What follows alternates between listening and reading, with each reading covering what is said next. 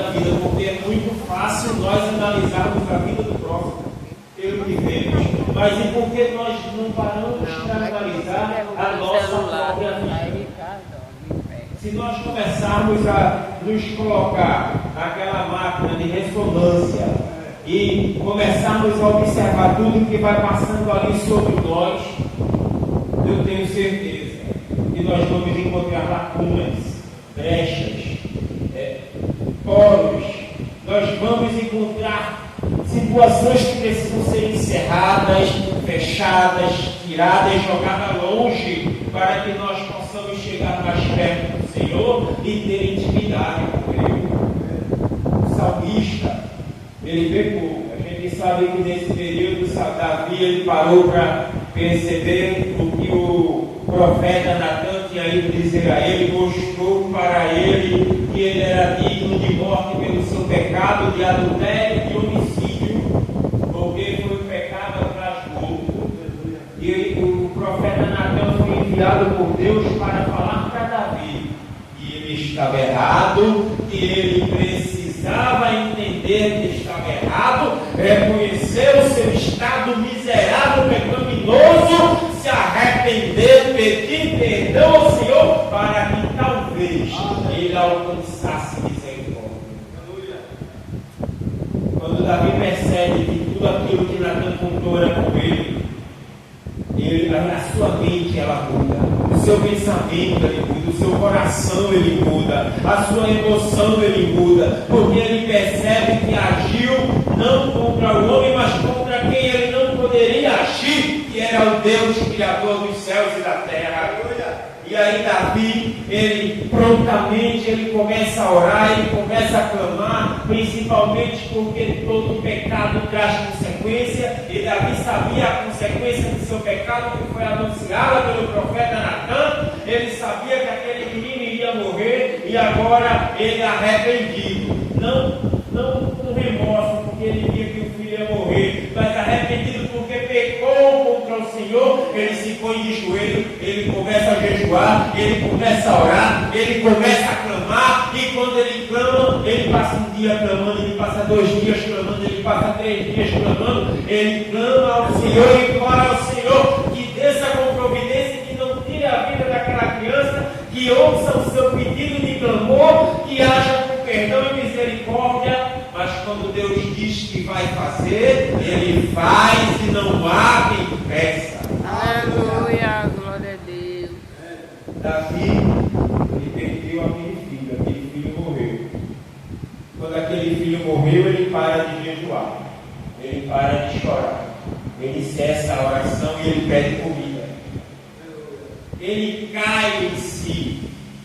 E não adianta tentar se esconder do Senhor, e não adianta tentar se ocultar da presença do Senhor, porque no mais profundo que eu for, Ele já vai estar lá primeiro, e Ele vai estar me vendo. Onde eu for me esconder, Ele vai ver onde eu estou escondido, e Ele vai contemplar meu sofrimento, a minha dor, a minha angústia, e Ele vai estar ali esperando que eu volte de onde eu me escondi para pedir perdão. Davi clama nesse momento, porque quando a gente lê o Salmo 51, ele reconhece que as misericórdias do Senhor são imensas, que o seu amor é constante, que o seu perdão é infinito, e que ele mais uma vez alcançou misericórdia do Senhor. Ele pôde ser perdoado simplesmente porque o seu coração estava quebrantado. A sua alma estava rasgada nos pés do Senhor, o seu choro se derramava como um rio na presença de Deus, e Deus ele recebeu aquele pedido de perdão como uma prova de arrependimento, como uma prova de estar de volta aos pés do Senhor e de não querer mais pecar. E aí eu pergunto para você nessa noite: 2023 foi um ano de bênçãos, foi um ano de vitórias, foi um ano de conquistas, foi um ano de prosperidade, mas será que você se colocou na presença do Senhor? Será que você fez uma autoanálise da sua vida? Será que você procurou ver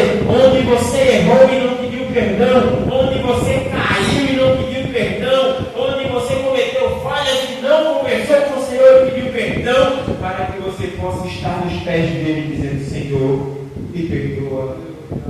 Senhor, não me abandona. Senhor, fica comigo. Senhor, tem misericórdia de mim, porque nós somos dignos de morte, dignos do inferno, dignos da condenação, mas as misericórdias do Senhor são os motivos de não sermos consumidos e de estarmos aqui essa noite, louvando, bendizendo e adorando ao seu nome. Aleluia. Nós começamos 2024. Que 2024 seja uma página em branco na nossa vida e que ela comece a ser escrita pelas mãos de Deus. Que 2024 não seja eu buscando a Deus, mas seja eu na presença do Senhor. E não seja eu procurando a Deus, mas seja eu caminhando com Deus na minha frente, me guardando, me guiando, me protegendo e dizendo: eu estou contigo. Que 2024 seja um ano em que todas aquelas promessas de 10, 15, 20 anos atrás comecem a se concretizar. Em que todos os propósitos que Deus disse que ia fazer comecem a ser realizados. Que 2024 seja um ano em que eu não mais tenha anseio por pecar, não mais tenha desejo por pecar, mas eu tenha nojo do pecado, que eu abomine o pecado, que eu despreze o pecado e ame estar na presença do Senhor. Porque não há nada melhor do que estar na presença do Senhor. Eu me lembro que Moisés, ele levava sempre Josué com ele para dentro da tenda, e Moisés ia conversar com Deus.